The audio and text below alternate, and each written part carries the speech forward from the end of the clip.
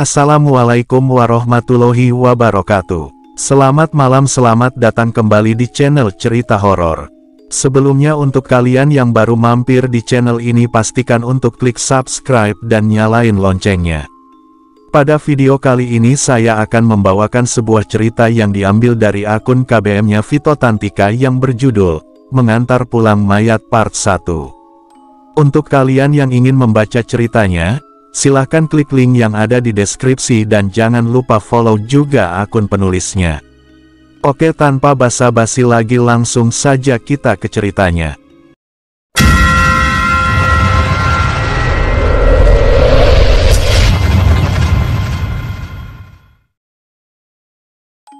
Halo, Pak. Bapak bisa pulang dulu. Ini Mbak Ranti dipanggil-panggil nggak ngerespon, ucap Windu melalui sambungan telepon. Kok bisa? Ya sudah, Bapak langsung pulang. Tunggu sebentar, jawab suara laki-laki dari seberang telepon. Tangan Windu sibuk menggoncang-goncangkan tubuh Rantai yang terasa sangat dingin. Usai telepon ditutup, gadis berambut pendek itu menempelkan punggung tangannya di bagian pipi sang kakak. Dingin, bangun Mbak. Ia semakin panik kala jari telunjuknya didekatkan di bagian hidung. Tak ada hangat hembusan nafas dari lubang hidung Ranti.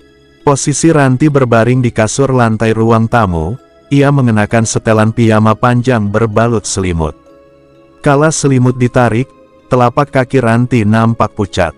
Tak berselang lama, seorang pria parubaya bertubuh tinggi tegap datang tergopoh-gopoh dengan raut wajah panik.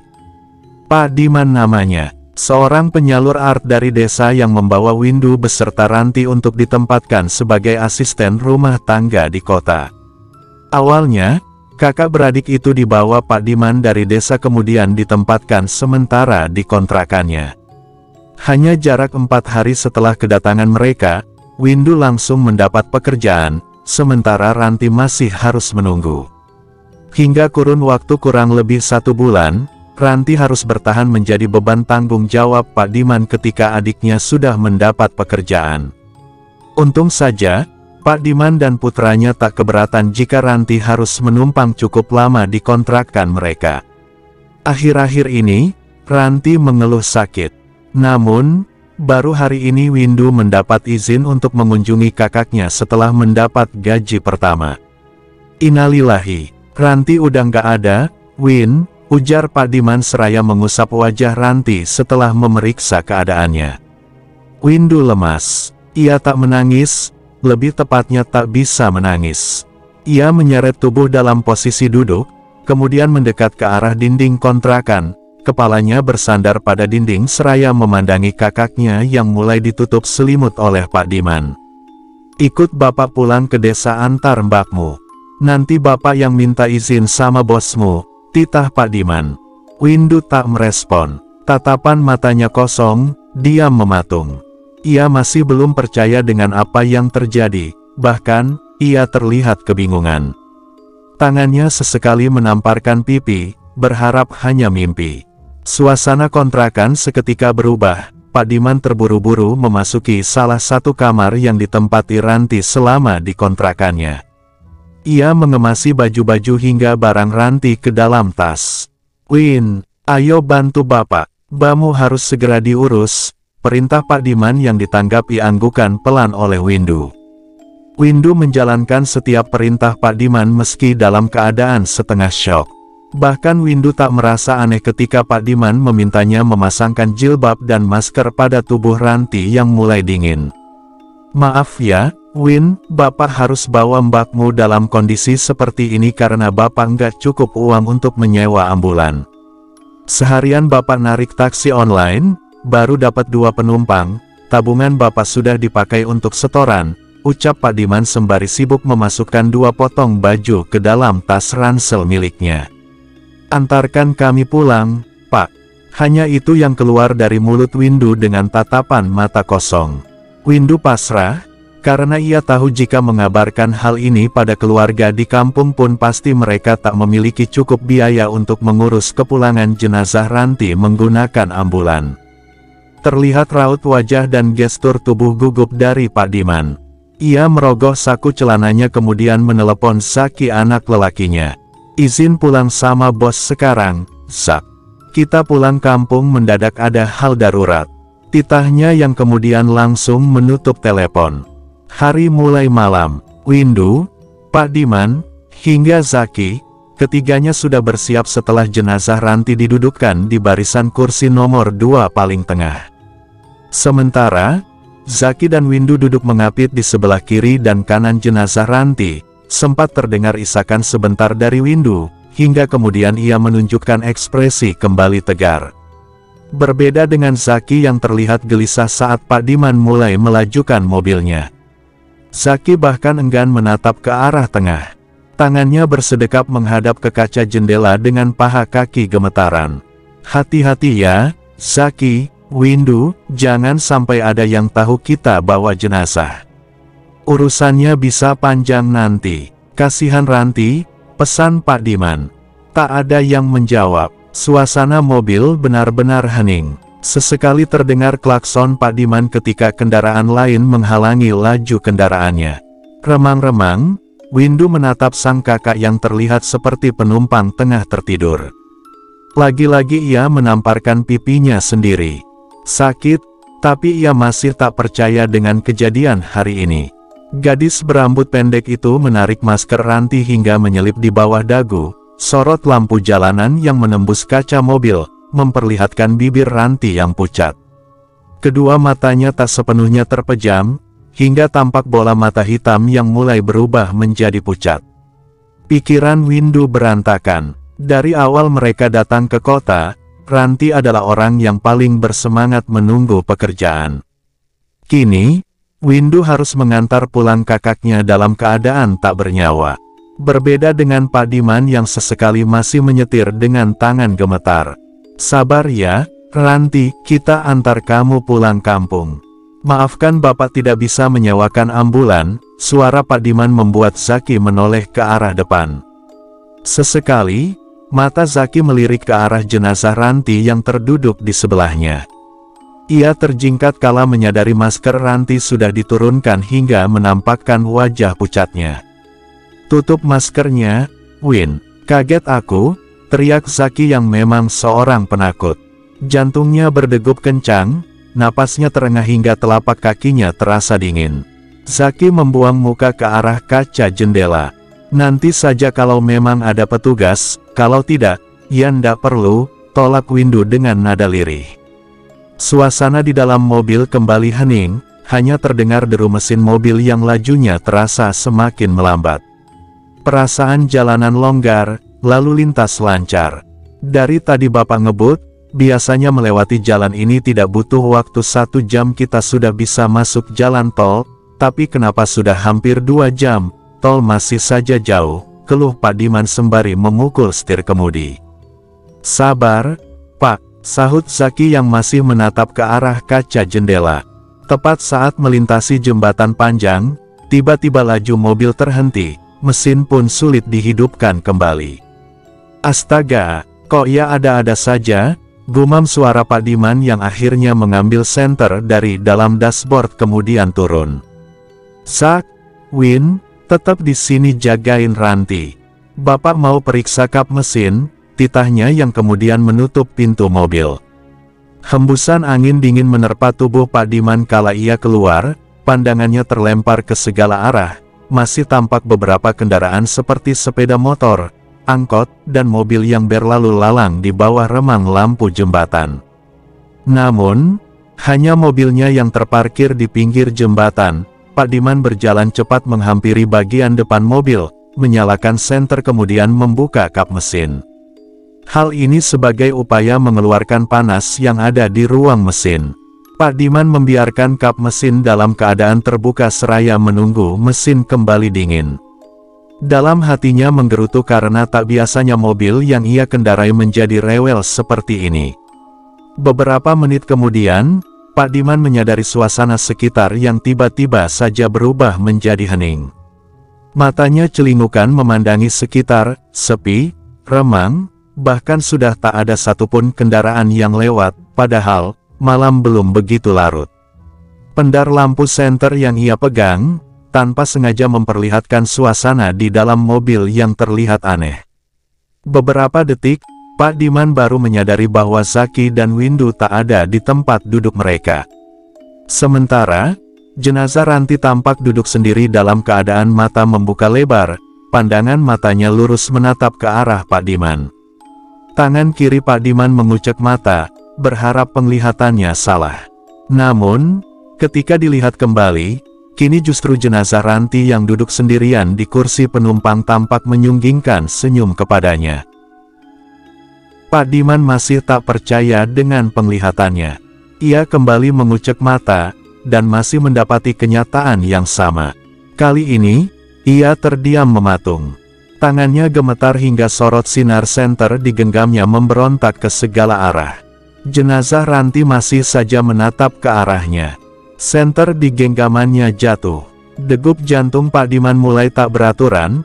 Ia merasakan sakit di bagian dada yang kemudian ia tekan menggunakan tangan kirinya. Tubuhnya ambruk, pandangan mata gelap, Pak Diman tak sadarkan diri di depan mobil yang terparkir.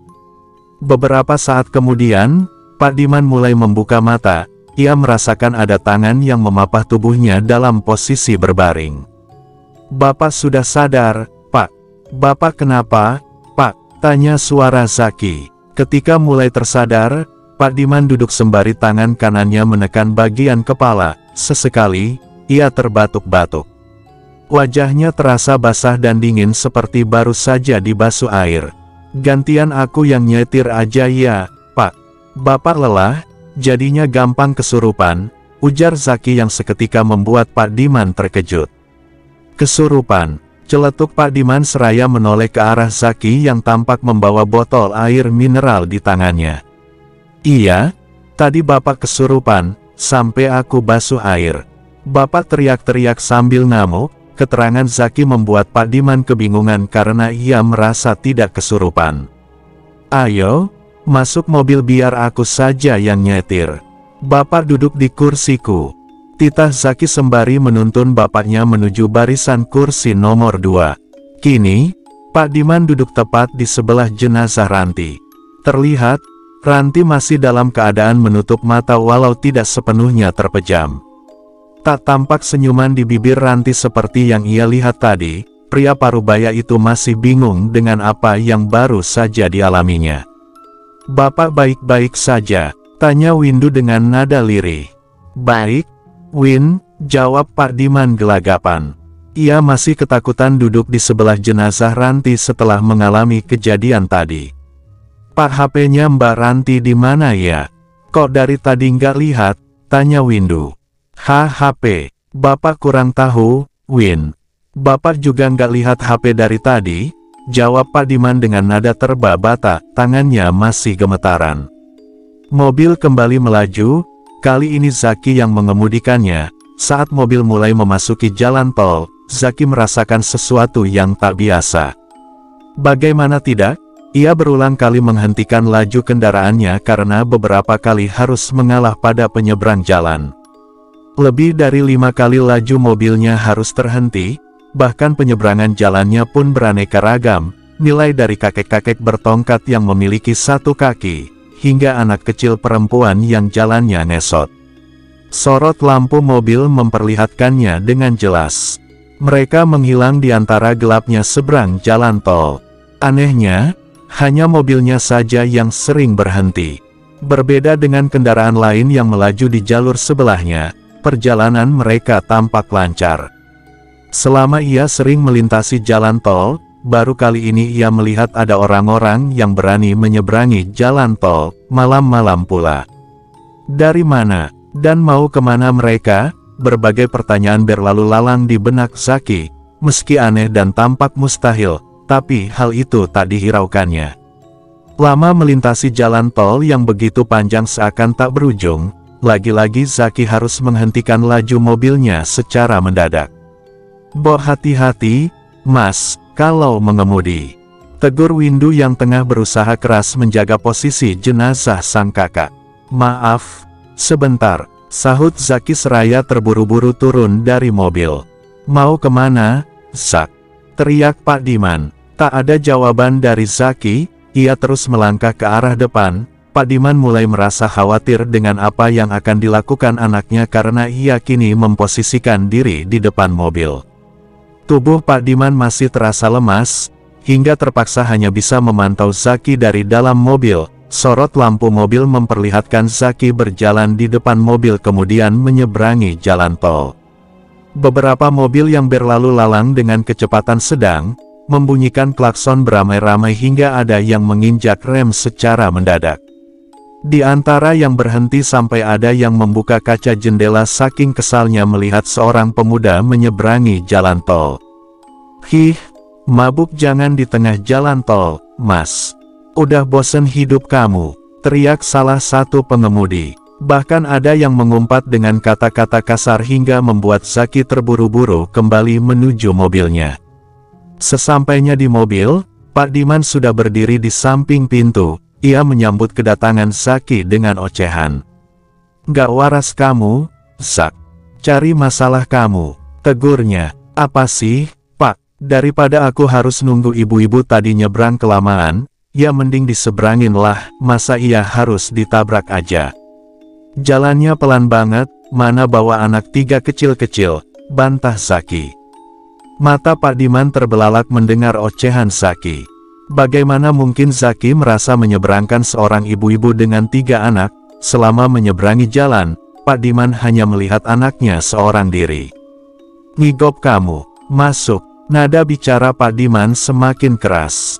Mereka kembali melanjutkan perjalanan, berbeda dengan Zaki dan Pak Diman yang sibuk dengan pikirannya masing-masing. Windu lebih banyak bersolawat lirih di dekat telinga jenazah kakaknya. "Tadi kenapa, Mas?" tanya Windu pada Zaki usai suasana mobil hening beberapa saat. "Tahu tuh Bapak, apa-apa dianggap salah," ketus jawaban Zaki di kursi kemudi membuat Pak Diman menghela nafas. Perjalanan semakin jauh, Pak Diman mulai merasakan kantuk yang tak tertahan. Hanya hitungan menit setelah menguap berkali-kali, akhirnya Pak Diman terlelap, kepalanya bersandar pada jendela kaca mobil dengan kedua tangan bersedekap. Berbeda dengan Windu, tatapannya kosong mengarah ke langit-langit mobil. Ia masih tak percaya dan berharap ini benar-benar mimpi. Bunyi nada ponsel mengejutkan Windu. Ia merogoh saku celana dan memeriksa panggilan. Ternyata telepon dari nomor orang tuanya. Jam di layar telepon menunjukkan pukul 11 malam. Windu menarik nafas sesak, wajahnya memanas. Panggilan telepon ia lewatkan karena tak sanggup mengendalikan diri. Namun, beberapa menit kemudian, nomor itu menghubungi lagi. Kali ini, Windu terpaksa mengangkatnya walau dada bergemuruh. "Halo, Ndok, awakmu wis bubutah. Ibu baru selesai tahajud. Tiba-tiba kangen sama anak-anak ibu. Tadi telepon Mbak Ranti tapi ndak aktif. Kemarin dia bilang perutnya mual-mual sampai muntah. Ini ibu nggak ganggu kamu toh?" Suara itu membuat air mata Windu tak terbendung. Nafas terasa sesak, suaranya tertahan ingin menjerit seakan-akan hingga tanpa sadar, telepon ia matikan dengan cepat. Wajah Windu menjauh dari jenazah Ranti, beberapa menit, ia menumpahkan air matanya seraya menggigit lengan jaket agar tak menimbulkan suara sesak. Zakir sampai mengintip ke belakang lewat spion di atas kepalanya. Setelah dirasa lebih lega, Windu menelpon balik sang ibu yang kemudian langsung diangkat. "Halo, Buk. Aku sehat di sini, aku baru gajian. Besok sebagian uangnya aku kasih ke ibu. Sudah malam, besok aku kabari lagi. Assalamualaikum," ucap Windu yang kemudian mematikan sambungan telepon. Lelah menangis, tanpa terasa, perlahan Windu tertidur meski sesekali nafasnya masih sesenggukan. Suasana di dalam mobil hening. Zaki terjaga sendirian, ia fokus menyetir mobil kali ini. Mobil keluar dari tol dan melintasi jalan raya. Sesekali, ia memilih jalan perkampungan sebagai jalur alternatif. Namun, tiba-tiba saja ia kehilangan arah. Laju mobil kini memasuki area lahan kosong. Sorot lampu mobil memperlihatkan tumbuhan ilalang yang tumbuh subur di kiri dan kanan jalan. Tak ada satupun kendaraan yang melintas di area ini, bahkan sekedar lampu jalan pun nihil. Semakin lama, jalannya semakin mengecil dan hanya cukup dilewati satu mobil. Zaki mulai gelisah, ia ragu harus lanjut melintasi jalan ini atau putar balik. Namun, ia memilih tetap maju dan 5 menit kemudian akhirnya berhenti di tengah-tengah jalan. Beberapa detik, Zaki terlihat seperti orang linglung, matanya mengawasi sekitar dengan dahi berkerut, lama mengamati, hingga tiba-tiba, ia baru menyadari bahwa mobilnya berhenti tepat di tengah-tengah barisan batu nisan dan gundukan makan.